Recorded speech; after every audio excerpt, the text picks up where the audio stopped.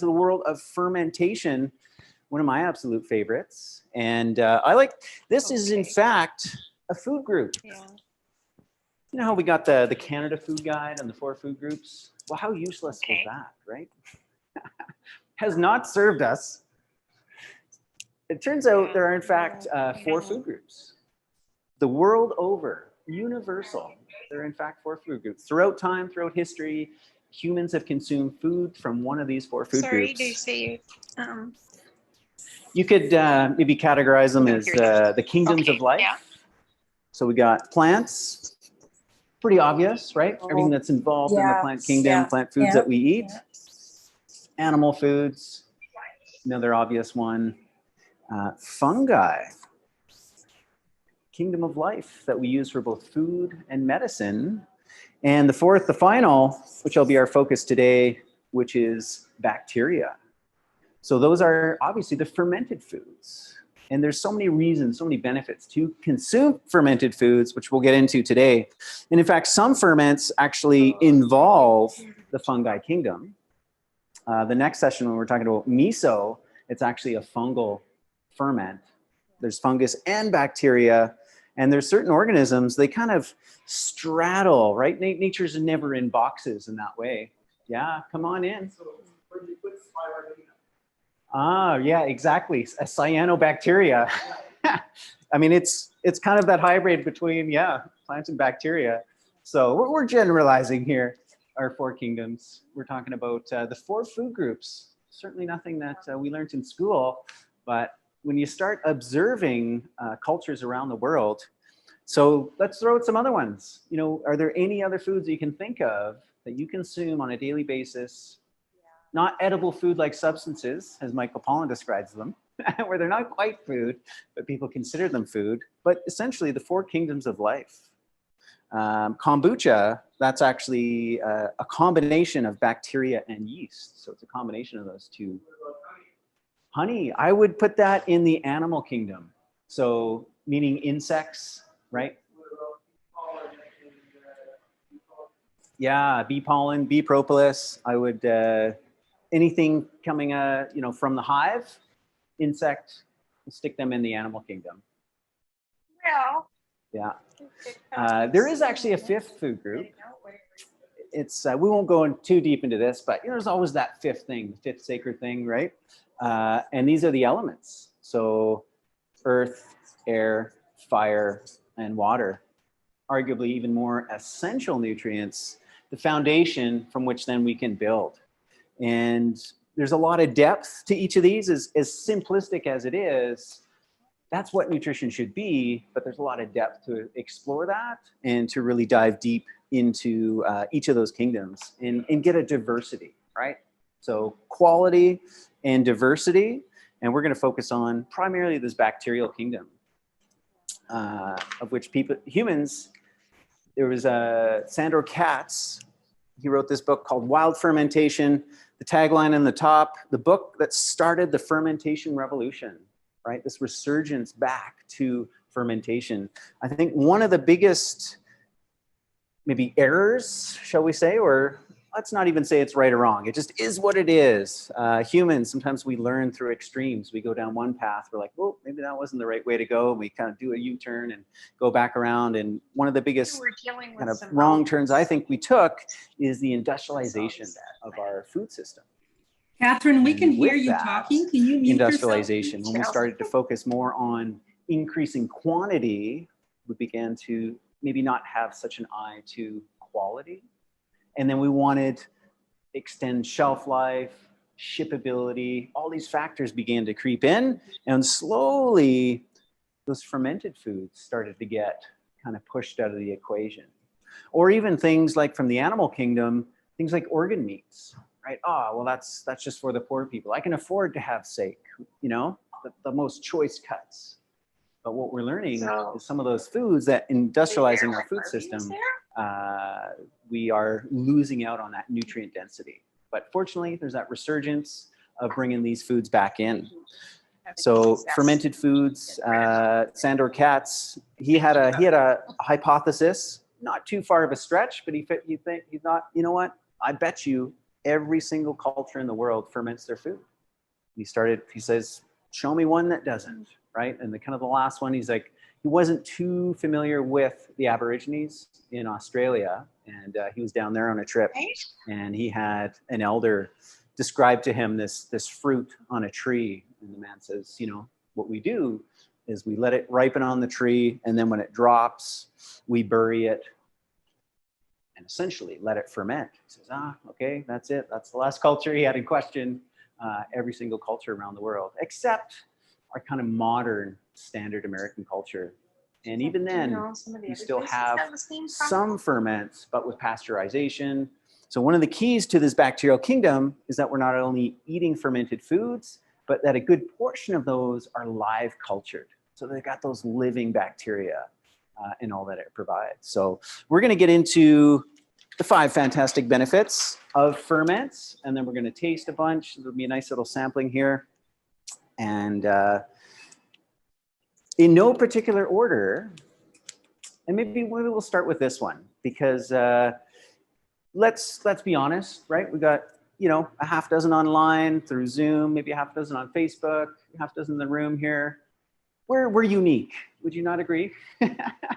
Amongst greater families, our interest in health, our willingness to explore food and take it on. Most people, you know, I've even heard, if it's healthy, right? So we did a fair, like one of these kind of, you know, they closed off the main street, and we thought, well, you know, there'll be a lot of people out. Let's just put a booth out on Bowness Road, you know, and we thought, well, what should we sample? Well, chocolate's a pretty good obvious one, but it was the middle of the summer. Please mute your phone. Chocolate.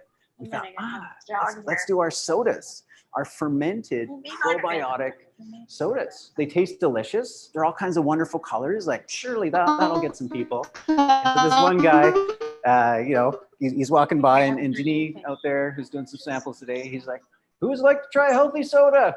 He's like, healthy? Not interested. Some people, right? Okay, so if you can't get them unhealthy, here's maybe one of the top benefits of fermented foods. And that would be flavor, right? We can't deny what fermentation does to flavor. Now, albeit some of it's an acquired taste, right? And different cultures might turn up their nose at other cultures, right? The East will look to the West and go, ooh, you ferment that, you eat that. And the West might look at the East and go, oh, you ferment that, you eat that. But these fermented foods are kind of the pinnacle, the peak of culinary cuisine. Things like in Japan, and natto, and misos, and in Europe and France, some of the fine cheeses, right? The fermentation absolutely transforms a food, not only physically, chemically, but the flavor as well. And some of our finest foods, chocolate is in fact a fermented food. So it goes through a fermentation to develop flavor. Coffee, tea, particularly black tea, fermented as well. Wines, cheeses. I mean, the list goes on, and it's that flavor that we're all drawn to. It's so fantastic. Kind of on that maybe same vein is these foods, they're very fancy. The top restaurant in the world, and I'm just going to see if I can mute everyone. We're getting some comments online. So you have like sliding there we windows. go. Okay, thank you for that. I think we're all good now. All right, should be good.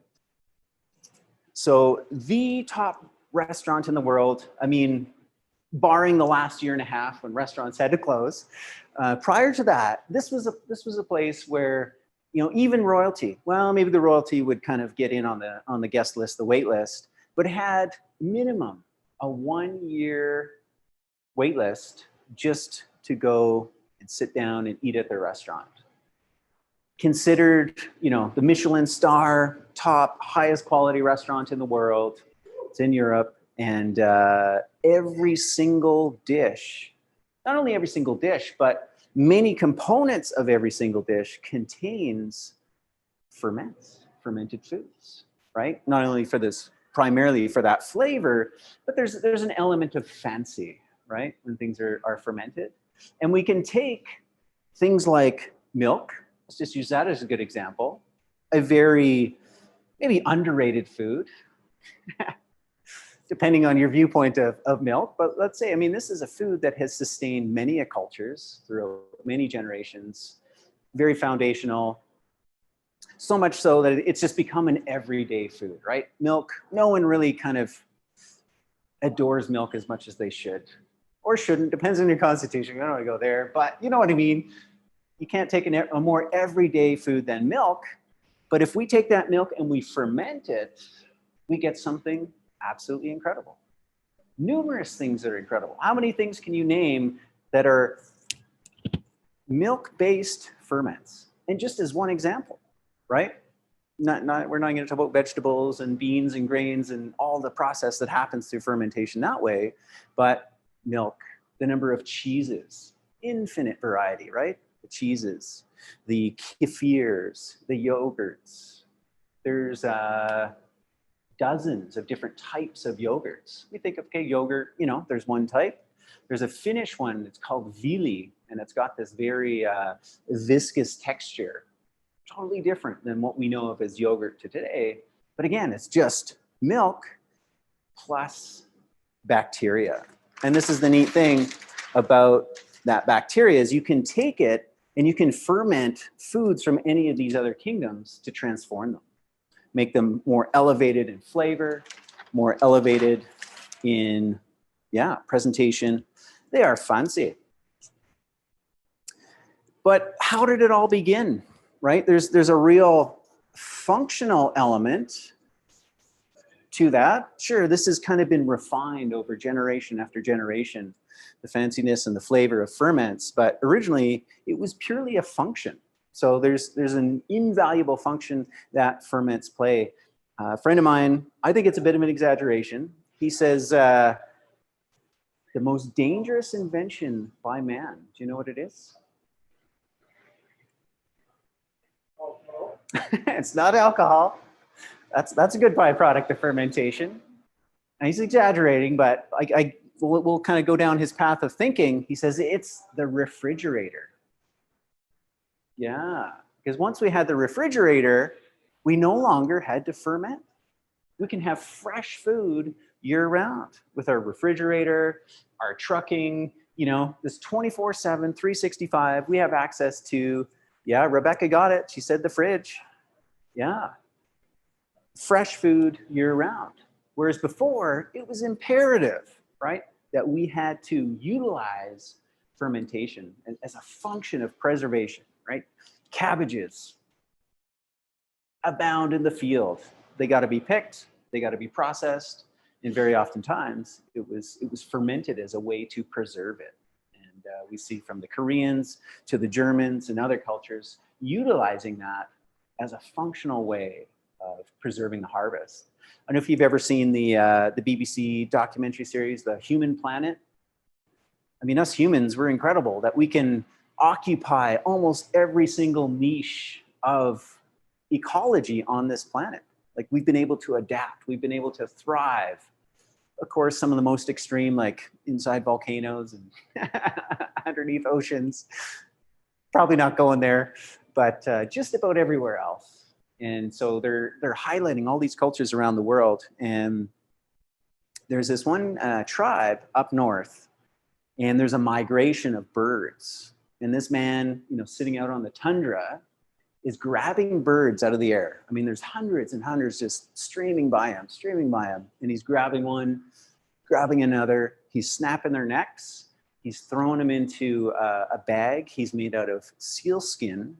They take that and then they stitch it up and they bury it in the ground. They let it ferment.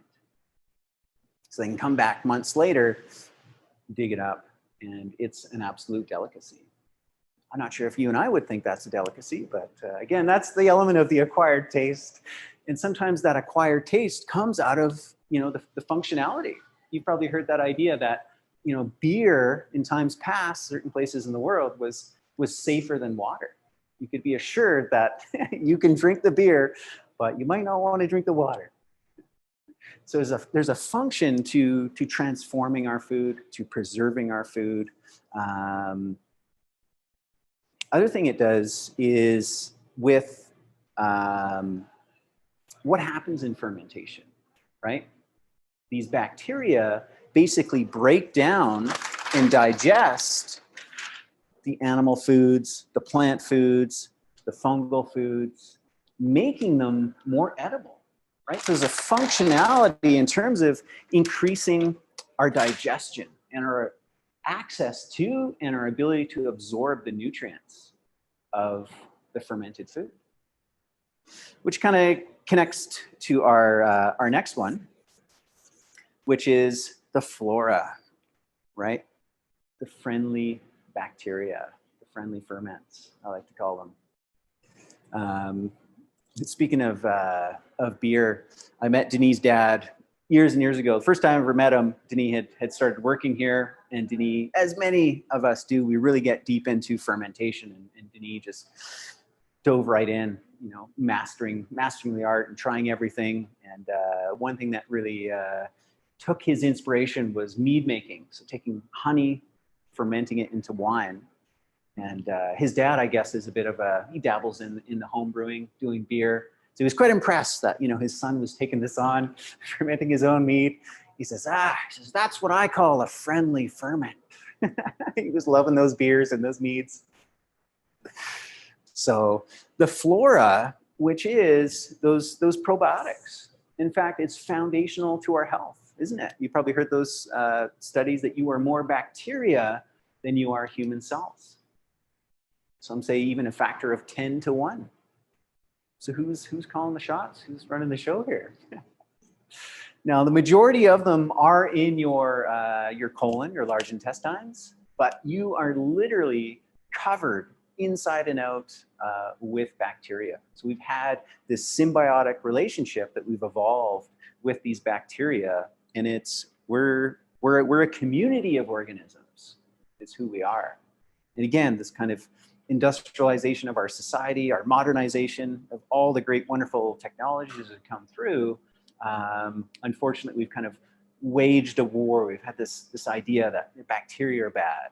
And of course, we are absolutely turning the corner on that, realizing how essential, how important they are.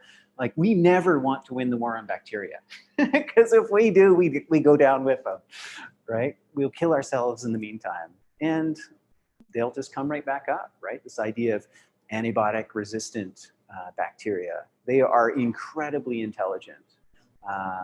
And we want to align ourselves with these bacteria as allies. And we need to consume ferments, like I mentioned, in 2 states. So fermented foods are fantastic, you know, for all the reasons. You want to consume live cultured ferments. So things like sauerkraut, things like miso, which we'll talk about, fermented hot sauce, kombuchas, live cultured cheeses, because we're going to be able to get those probiotic bacteria. And you want a diversity to be able to get different types, right? There are certain bacteria in sauerkrauts and pickles that are not in kombucha, and vice versa.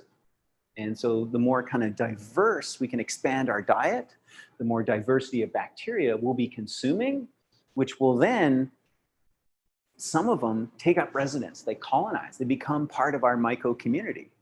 And there's been studies that indigenous people, and by that I mean, you know, maybe the kind of classic example of somebody native, you know, living off the land in the jungle or wherever it might be, but in that more broader sense of indigenous means to be of a place, right? You're of a place. And that industrialization, fantastic book by Dr. Weston A. Price. He wrote the book, Physical and Nutritional Degeneration. It's like that thick. It's probably the most well-referenced book on nutrition that no one's ever read. There's very few people that have actually read that book cover to cover, but yet there's the Weston A. Price Foundation, and he was incredible knowledge, and he was at a very specific time where the whole world was becoming globalized, industrialized. You know, roads were opening up, and all these kind of modern foods were making their way into indigenous and traditional cultures. And he was able to observe how the modern foods were changing them. like physically. So he documents, and you can see the change in their teeth, right? The dental structure, the arch. There's that saying, never look a gift horse in the mouth, because you can tell a lot about an animal as well as a human by looking at their mouth. And it's like, what you giving me this horse with all these crooked teeth and, you know, rotted out or whatever, right? It was a sign of the health. It's like, hey, you're giving a horse. Don't analyze its health, but we can tell a lot. And so he was able to tell a lot about these indigenous cultures as far away as, you know, Sweden to Scotland to Africa, everything in between. And as these modern foods came in, he was watching and documenting how their health was going down. And he started to outline the differences. You know, what are the foods of these traditional people eating? And he found common threads. Fermented foods were absolutely a part of that. Whereas in the modern diet, you didn't have that. It was canned, it was tinned, it was pasteurized. It was this type of thing where they were missing that live culture. And there was many other factors as well. In fact, there's 13 factors that he highlighted that are key and essential to human diet. We can go through that another time, or I'll refer you to that book. But studies have shown that indigenous cultures have a greater diversity in microbiome than us modern humans. You know, and we think we're so great, we're so advanced, right? But we're losing, just as much as we're losing a biodiversity of life in ecosystems externally, and loss of life of certain animals. Like, what was it, 2 years ago, the giraffe went on the extinction list, right? Like, it's pretty tragic. There's a lot of things, but it's also happening internally as well. And we don't know what the power and the potential of some of these microorganisms are, and how key they are to our health. We can kind of observe it generally, more broadly, but it's really, really, really showing up. So one way to kind of reclaim that is to start incorporating live cultured ferments into our diet. And we're going to get access to more of those microorganisms, along with, you know, eliminating or reducing or eliminating antibacterial soaps, you know, chemical sanitizers. I mean, the last year and a half has just been, I think, really, really devastating for people's immune systems, how we've just kind of sealed ourselves off and chemicalized and sanitized, when we should be embracing bacteria, because that's our resistance. That is our immune system. So the live cultured ferments, but what about something like, you know, here's one of my favorites, tempeh. Anybody ever had tempeh? No? Oh, it's a good one. Yeah, it's a fermented beans or sourdough bread. Amazing, right? And you might think, well, wait a minute, sourdough bread, like, that's cooked, isn't it? And I get it. I was a part of a raw religion for a while, where the commandment was, thou shalt not heat your food above 108 to 118 degrees. And the idea was that you're killing enzymes. You're going to kill probiotics. And it's true for some foods and some enzymes, you do lose them. You do denature some nutrients.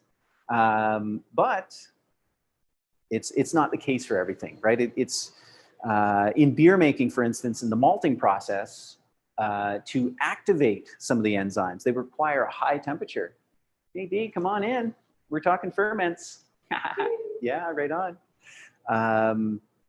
So it actually requires heat to be able to activate those enzymes, start that fermentation process and breakdown.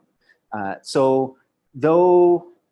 for most foods like sourdough, right, you're cooking it, it's not a living probiotic food, but it's still a cultured food. And when we've had ferments, you know, pre-digest and break down, let's say wheat, makes the gluten more digestible. I don't know how many people know someone that's like, oh, I can't eat bread, but then they try like a sprouted bread, or they try a fermented bread, and it's a lot easier on their digestion because it's pre-digested. We'll talk about miso in the next class. You know, tempeh, natto, it's all bean-based. If I eat beans, you don't want to be around me. Unless they're fermented, right? Because the bacteria have done all the work. They've broken it down, pre-digested it, and then now it's easy. And you get the access of that bioavailability. So there's benefit to fermenting, and then sometimes it's cooked. and sometimes it's left kind of raw. But the key is we want to make sure consume to kind of build up and feed those probiotics.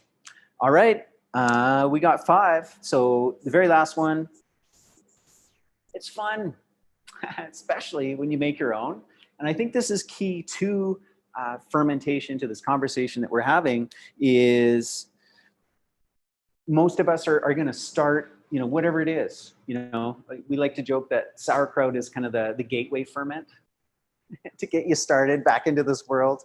I know for me, maybe the only thread of ferments, if we went back to this and it was grade 2 and you're getting taught the Canada Food Guide and you went up to little Malcolm and said, what do you think about this, right? I would have looked at it and gone, well, okay, I guess it makes sense. Like plants, I eat, fruits and vegetables like bananas and apples. I'm eating grains, like I eat white rice. I have my whole wheat bread, or well, it wasn't whole wheat back then, but I mixed it up.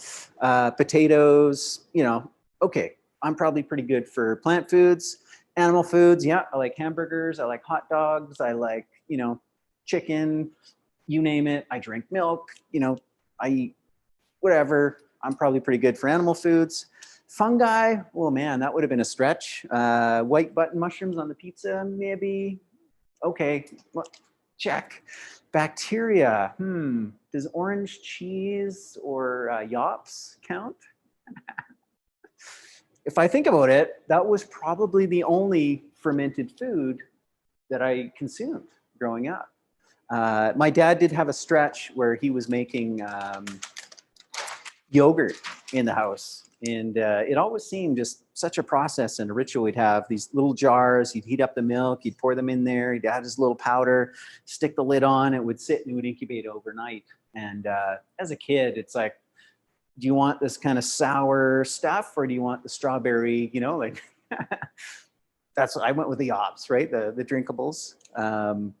So when I started, my journey with food nutrition, like getting into ferments, right? Starting with sauerkraut. I even started, doing my own yogurt, that type of thing. It's this whole journey that we can really kind of reclaim our food sovereignty, our food health, and take the food back in our hands. And it's a lot of fun.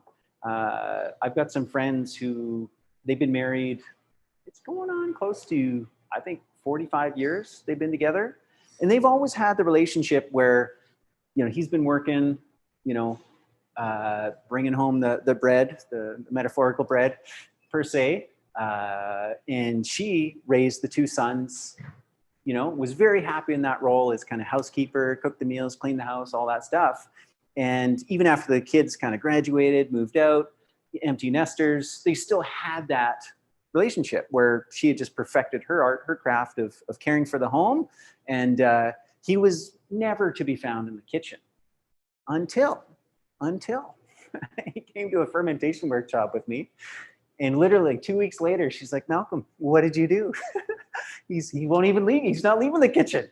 Not only that, he's littering counters with all these jars and experiments and everything like that. And he'd found a hobby. He'd found a passion.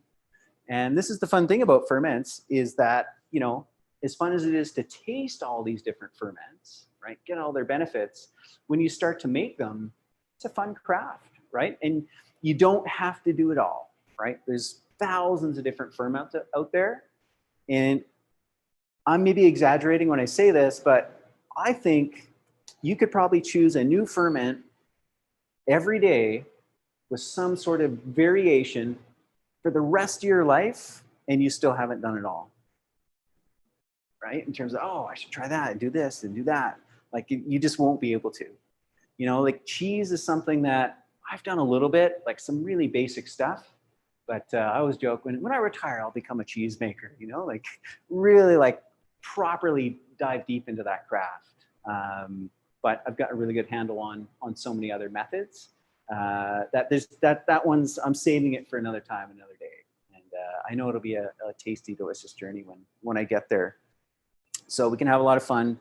And the 6th, kind of a bonus benefit to all this, it's free, right? So some of these ferments, when we talk about bacteria as a kingdom, where are we going to get the bacteria to ferment our cabbage, pickle our beets, transform our honey into wine, our milk into cheese? Well, there's two different sources. The one is literally from the wild, right? And this is another kind of principle about food and nutrition, is that wild foods, they have more in genetic integrity, more strength, more resilience, more nutrition. Same could maybe be said about some of these wild bacteria and fungi. They're literally everywhere, and we can ferment that. That's the name of this book, Wild Fermentation, utilizing those bacteria, right? So they're in the air, they're on your hands. I had a staff member who one time made his own toe fungus cheese. I'm not saying that was a good idea, but anyways, he was experimenting with different bacterias. But culturally, there's you must know about the chicha, yeah. Hey, in South America, yeah, and they'll use different bases for it. It could be yucca, it could be corn, but the initial process is typically the women, the mothers, the grandmothers will get around and they're processing the harvest. And this first stage of, again, either the corn or the yucca or different kind of roots, starchy root vegetables, is they'll begin to chew it, right? Masticate it, break it down. And they're mixing all their enzymes, which are high in amylase, which break down the starches, mix it up really good, and then spit it into a big communal pot, and then let it ferment. That's a wild ferment. Yeah. Okay, picture in your mind a dark purple grape, right? And there's that whitish film on the outside, right? Or an apple. You can't quite see it, but there's just some kind of a film on there. Like, this is natural. It's not a wax or anything like that. That's actually wild yeast, wild bacteria. So in a grape, they're opportunistic. They know what's underneath that skin, right? It's sugar. It's that they're just waiting, right? So some of these bacteria, so like the fungus, Michael Pollan, fantastic. If anybody hasn't watched or read this book, it's called Cooked. And he goes into how humans have used the 4 elements to transform our food. So earth, air, fire, water. Fire, pretty obvious, being the most primitive. Water, once we had the advent of pot cooking. I mean, he's so poetic. He's just like deeply insightful. Then he goes into earth and these soil-based microorganisms, the transformation, things like kimchis, and then air, Saccharomyces cerevisiae. He's got this saying, he says, people say dog is man's best friend. He says, oh, no. It's a yeast called Saccharomyces cerevisiae. Saccharose meaning sugar, myces, the sugar-loving fungus that leavens our bread and ferments our beer. He says that is man's best friend, right? Because not only have we deformed these relationships with wild yeast and bacteria, we've actually domesticated a huge number of them, right? So just as long as, probably longer, that we have domesticated chickens and pigs and cows and dogs and cats, and there's all these different breeds, we've been doing it with bacteria and yeast. So one of the most valuable things of a brewery that they will keep offsite in a vault somewhere, just in case their brewery burns down, they've got their select form of yeast, Saccharomyces, because it's key to that fermentation. So there are, opposite of wild, domestic bacteria and yeast. And depending on the ferment, so we talked about, taking one food like milk, transforming it into hundreds, if not thousands of different other foods by introducing either wild or domesticated bacteria and yeast. And by working with these different organisms, we get yogurt, sour cream, kefir, yogurt, cheese, and all its different infinite varieties. And many of these are free, right? And when we talk about elevating certain foods, like taking the humble cabbage, right, and elevating it to sauerkraut, it's got, part of this kind of comes into the function and the fancy in the sense of, you're elevating nutrients, vitamin C, you know, sauerkraut was part of what they would take on long voyages to help keep away scurvy. It would preserve it, but then also provide higher amount of nutrients. So, all right, you inspired? You ready to try some ferments? Get some good bacteria in your system? Okay, well, let's have a little taste of some items here.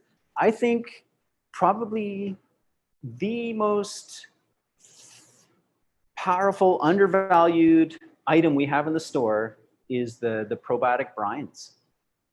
So these are literally the liquid left over, or in addition to our fermented beets, our fermented carrots, fermented cabbage. So the vegetables themselves, obviously, lots of great benefits, but that brine, and it happened years ago where a naturopath came to me. We were making the sauerkraut, and she says, you know, Malcolm, I've got a ton of clients. I send them all down here to get your live cultured sauerkraut. It's hard to find. You make the best kind.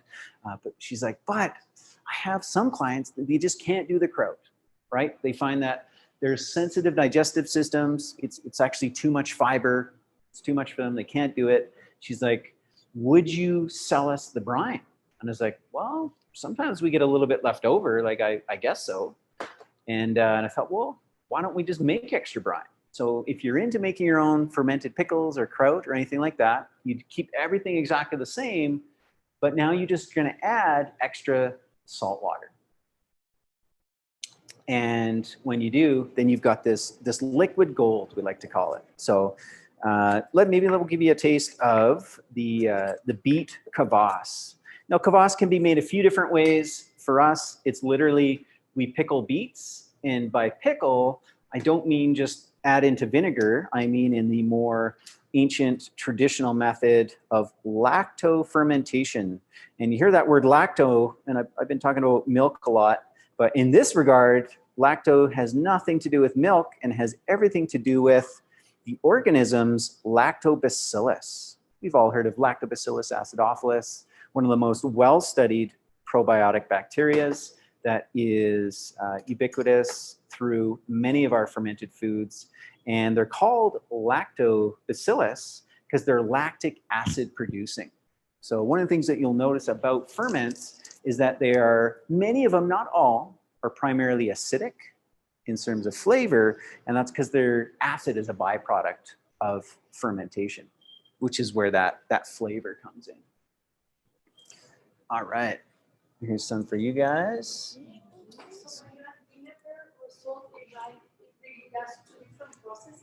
Yeah, exactly. So when you ferment, or sorry, when you pickle with vinegar, you've already got an acidic solution that basically it just acidifies the vegetables, and it's the salt and the acid and the lack of oxygen that create a safe environment to preserve the food, whatever it is, right? So that's one of the keys. I mean, it's another talk, you know, the 3 keys to, you know, perfect ferments, perfect preservation is a low acidity, right? So vinegar, very low acid.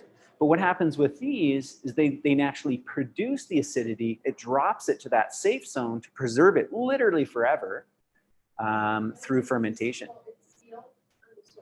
Yeah, and the salt. Yeah. All right, what do you think of that one? So what do you use these for?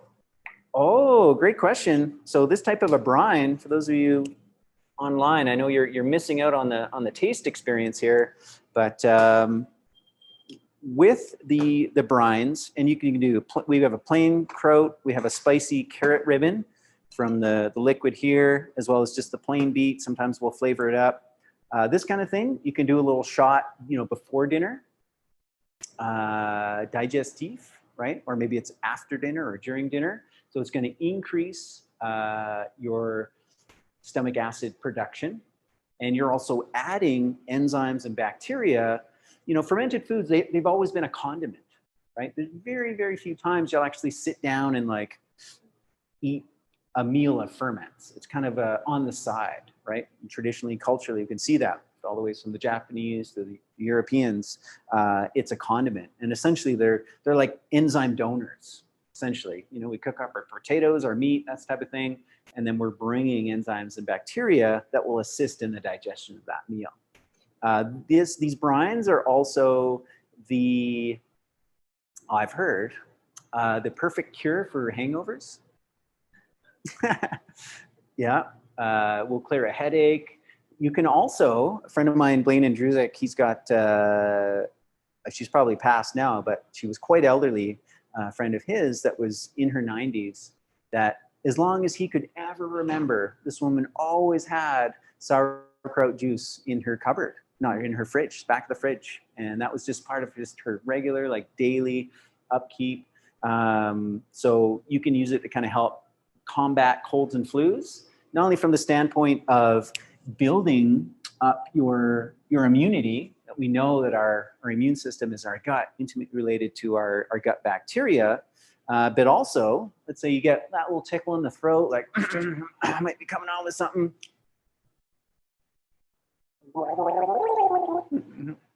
Little throat gargle, drink it down, and that can also take it out. We also got electrolytes. So you can dilute this as well. You can drink it straight or just do it as a shot. Not only is a hangover cure the next day, but a friend of mine, you know, whenever he makes like Caesars and cocktails and all this stuff, he'll put in like a kimchi brine or something spicy into his beverage, you know, for the flavor, but also to just kind of maintain that, his electrolytes and his hydration through the night. All right, so do you want to try the pickled beets? It's going to be very similar to what you just had, but now we got the vegetable portion in there. And here, let me pass around. This is not, no vinegar. Yeah, exactly. Yeah. And so what you'll notice when you make your own sauerkraut or pickles or anything like this, you know, to start off is just vegetables and salt water. And you want to make sure you get the right amount. It's typically 2% by weight is your salt to vegetable ratio. Yeah, done by weight. I mean, you can also just kind of eye it. Once you get into the art form, you're like, okay, that's probably about enough. If you add too much, it'll just make the fermentation really slow. And if you don't add enough, there's a potential of spoilage. But as that acidity, you know, begins to lower, then that's another factor that's making it safe, per se. But yeah, you'll notice, you know, throughout time, there was a woman in yesterday, literally, she's, your guys' sauerkraut is so good, I just can't quite make it the same. So I just start asking questions, you know, I mean, it's like, we don't hold the, you know, like we teach exactly how to do it. Maybe it's Denis singing to the kraut, I'm not sure. Maybe that's our secret, you know, that makes it better. But, you know, one of the questions I asked is like, well, because she's like, yours has just like more zing to it, you know, just feels more like alive, more sour. I was like, well, how long do you let it ferment for? And she was only letting it go 2 weeks. So depending on what you're fermenting, how you're doing it, there's lots of variables. I would say minimum 2 weeks. Some of our ferments, we let go for 5 or 6 months. So one of the reasons, maybe you may or might not know this, that we're kind of low on ferments right now is obviously we're kind of swinging back into summer season, abundance of fresh produce, but we have no plain kraut right now because we only use locally sourced produce. You know, from farmers we know, optimal practices, and typically they can kind of hold, latest we can get cabbage from them is like maybe April. And, you know, they got special ways of storing it. And then we just make up giant vats of it. And then we'll just kind of let it ferment several months. And so the longer it sits, the more kind of sour, the more flavor that builds up over time. And yeah. Okay. Oh, really good question. So is the question like, how do you make vinegar? Is it something similar? Yeah. Okay. Great question. So vinegar is its own type of ferment. Right? So these ones here, these Lactobacillus ferments, you know, to make a hot sauce, to make pickled vegetables, to make sauerkraut, we're using very similar organisms in a very similar process. To do vinegar is actually a little bit different. So instead of lactic acid producing bacteria, it's acetic acid producing bacteria. Now, first needs to get fermented by yeast into alcohol. So it's sugars fermented by yeast into alcohol, and then alcohol fermented by bacteria into acetic acid. So it's kind of a two-step process. Sometimes it happens, you know, just like that, from like fresh apple juice, you know, fermenting open to the air will go almost straight to vinegar. But of course, humans, we've developed ways to control and kind of shift the outcome. So we can create alcohol without vinegar by excluding those acetic acid bacteria. Some bacteria thrive in the presence of oxygen, so they're aerobic. So acetic acid bacteria are aerobic. So that idea of like you leave a cap off of a wine bottle, it might go to vinegar. It's because you can introduce acetic acid bacteria to the alcohol, open to the air. They just have a party, they digest the alcohol, they create vinegar. Whereas these Lactobacillus and a lot of yeast are anaerobic. So they thrive without oxygen. Yeah, cool. All right, yeah, maybe pass that around and